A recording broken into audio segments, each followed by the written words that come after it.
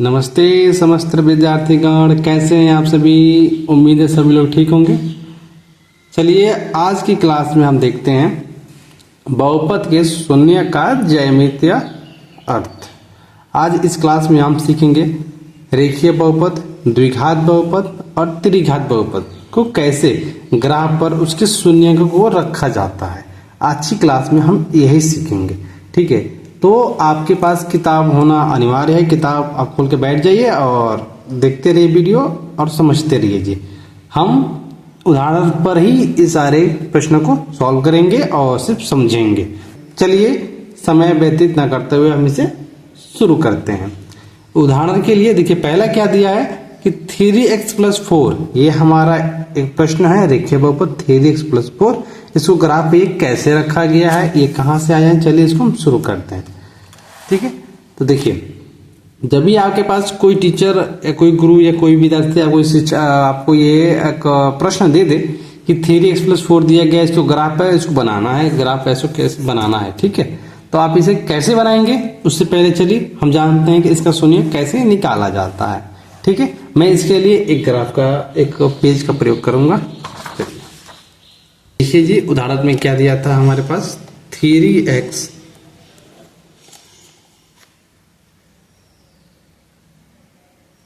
+ 4, ठीक है। हमें इसका शून्य ज्ञात करना होगा और शून्य ज्ञात करने के लिए हम x और y का मान लेंगे। x और y के पदों में लिखेंगे, पर क्यों लिखेंगे, क्योंकि हमें पहले से पता है ग्राफ को जब भी डिनोट किया जाता है तो उसमें x और y दो पद होते हैं। एक x को भुज कहा जाता है, y को कोटि कहा जाता है। तो दोनों के पदों में उसके शून्य को लिखा जाएगा। जो फर्स्ट लिखा जाता है उसको x भुज माना जाता है, जो सेकेंड लिखा जाता है उसे कोटि कहा जाता है, ठीक है। क्लास 9 में आप अच्छे से इस बात को कवर किए होंगे। देखिए जी गर्मी बहुत ज़्यादा है, इसके लिए थोड़ी दिक्कत हो रही है। फिर बने रहिए क्लास में हमारे। देखिए सबसे पहले हम क्या करेंगे, इसके पदों को लिखेंगे, ठीक है। ये 3x + 4 लिखा है तो मैं क्या करूँ, सबसे पहले एक y मानूंगा, y और x दो पद, x दिया क्या तो y के पदों में लिख दे रहा हूँ मैं, ठीक है। ये बहुत सिंपल होगा।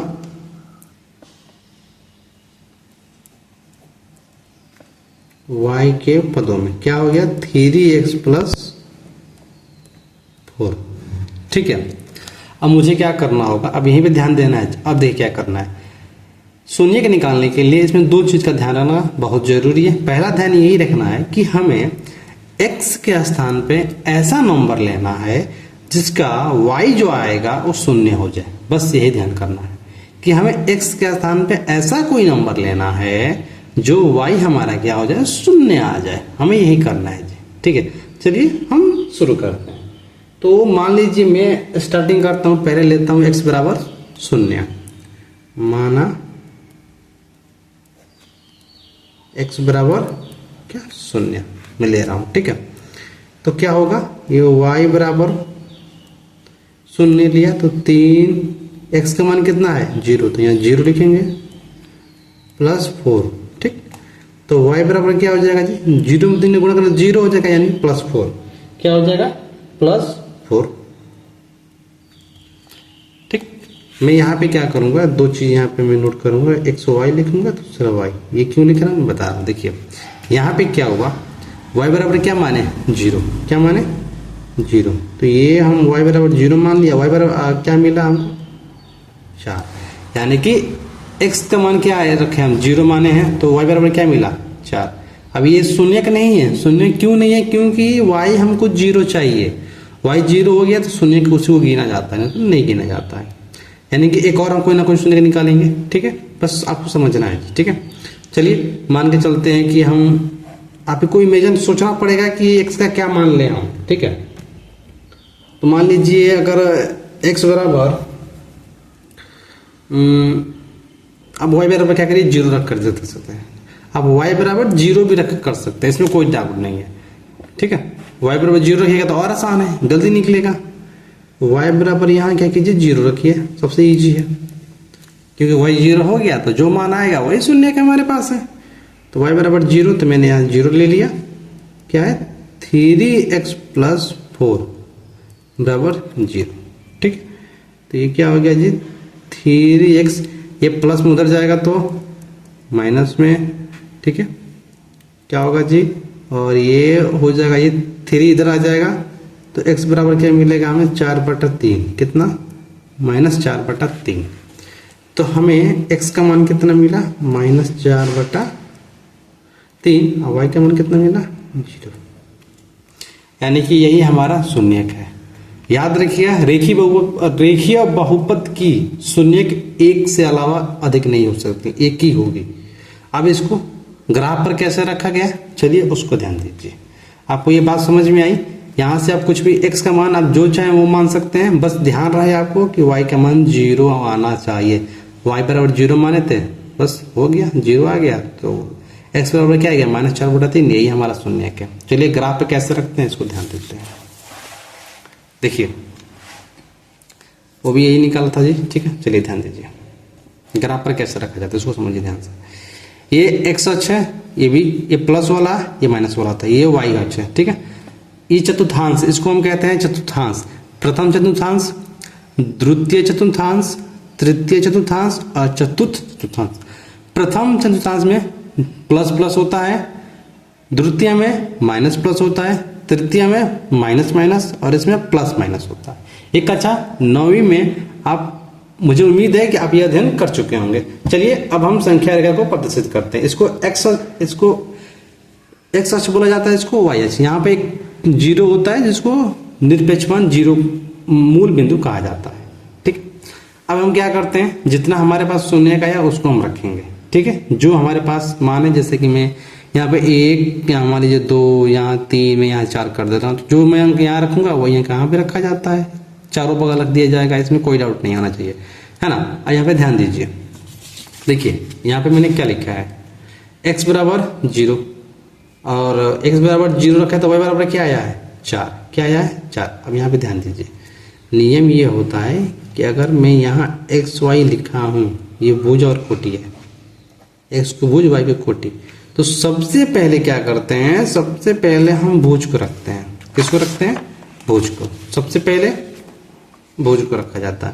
तो x बराबर भुज, इसमें कितना है 0, और कोटि कितना है 4, कितना 4। अब यहाँ पे ध्यान दीजिए, ठीक है, x बराबर 0, y बराबर कितना है 4।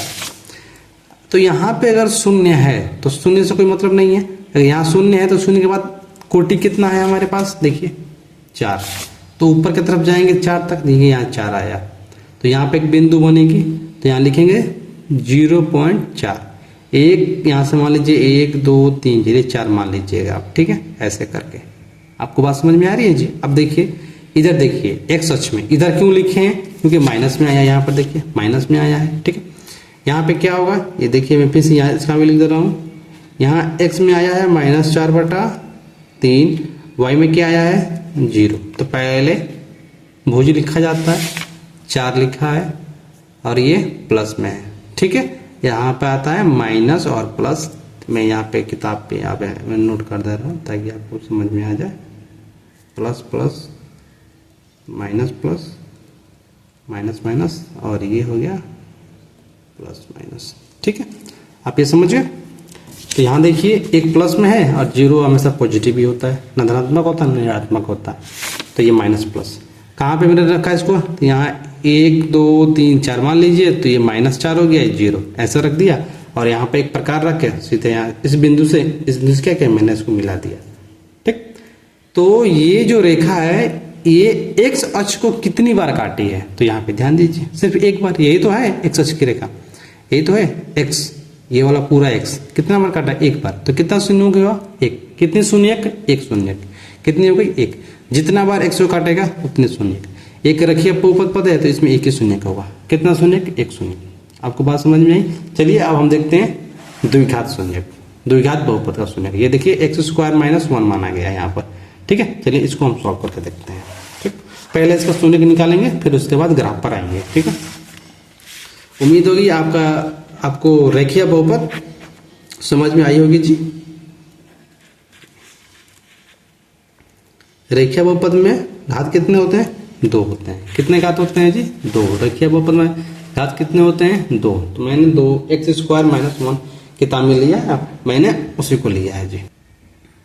हम इसे y के पदों में लिख रहे हैं जी। पहले y बराबर एक्स स्क्वायर माइनस 1। ठीक, अब आपको x का ऐसा मान लेना है कि y जो है शून्य आ जाए। क्या आ जाए? शून्य। ठीक है, चलिए शुरू करते हैं। मान लीजिए पहला x बराबर मैं मान लेता हूं 0। 0 से शुरू कीजिए, कोई दिक्कत नहीं है। तो क्या हो जाएगा ये y स्क्वायर बराबर, अब देखिए 0 तो ये 0 का स्क्वायर 0 ही हो जाएगा, तो क्या बचेगा 1। x बराबर क्या आ गया? -1। ठीक, मैं यहाँ पर एक x और ये y लिख दे रहा हूँ इसके सामने। x बराबर क्या मैंने माना था? 0, इसका मान कितना आया था? -1। ठीक है, चलिए अब मैं इसको दूसरा शून्य मानूंगा, क्योंकि अभी y बराबर क्या आया? 1 आया, तो ये शून्य का है? नहीं है, बिल्कुल भी नहीं है शून्य का। ठीक है, चलिए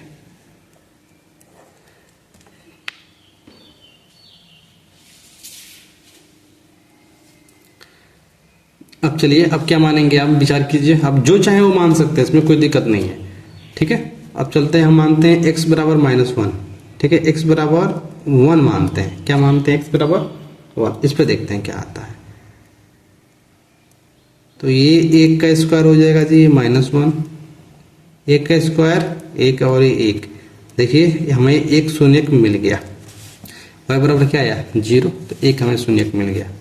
y बराबर 0 कब? जब 1 रखा गया तब आया।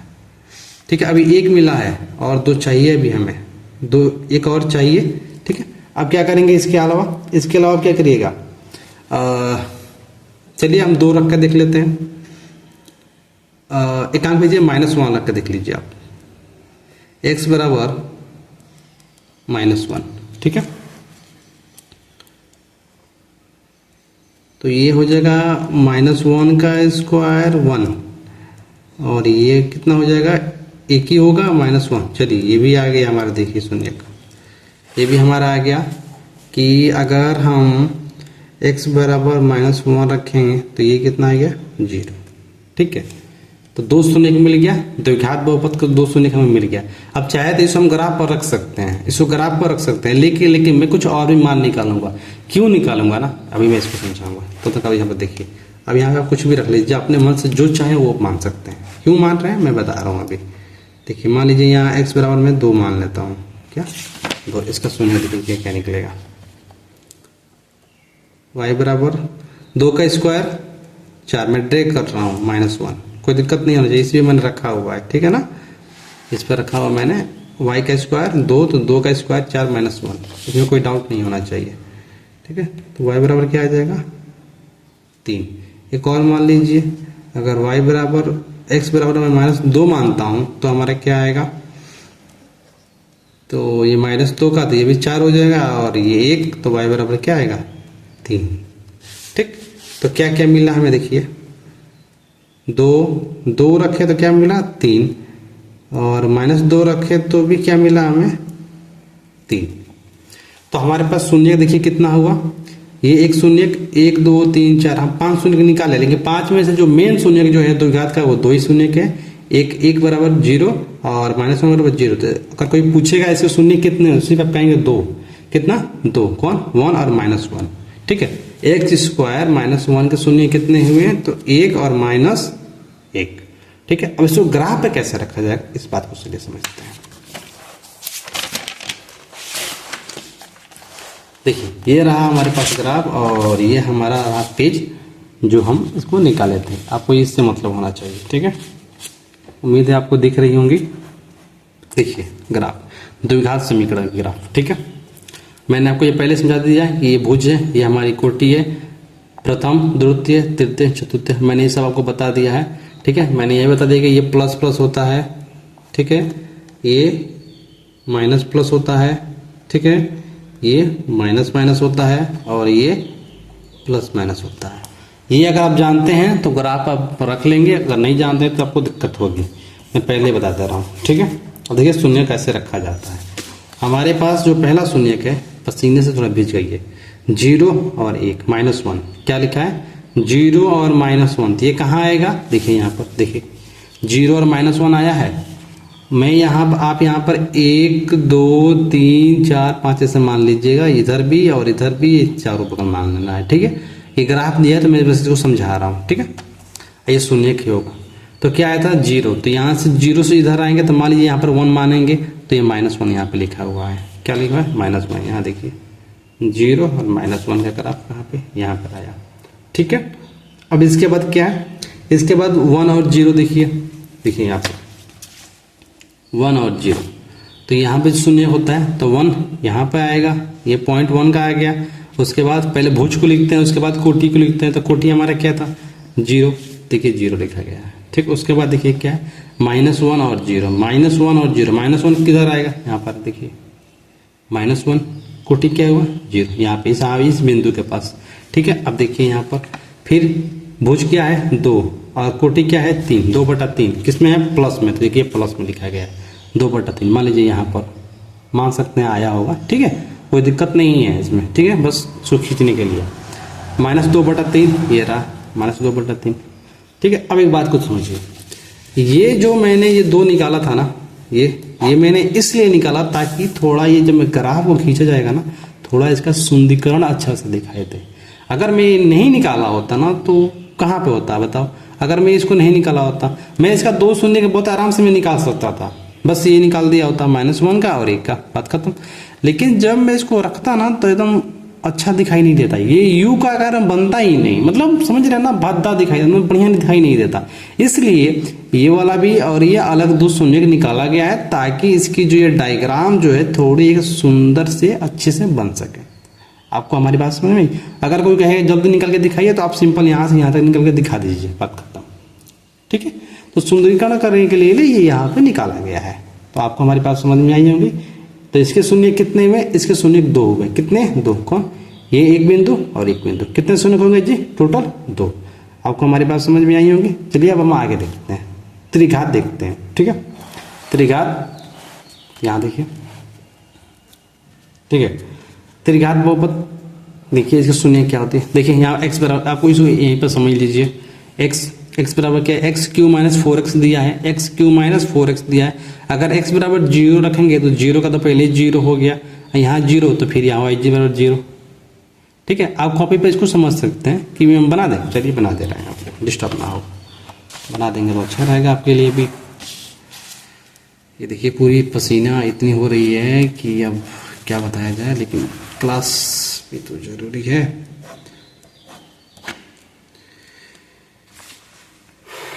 चलिए क्या है?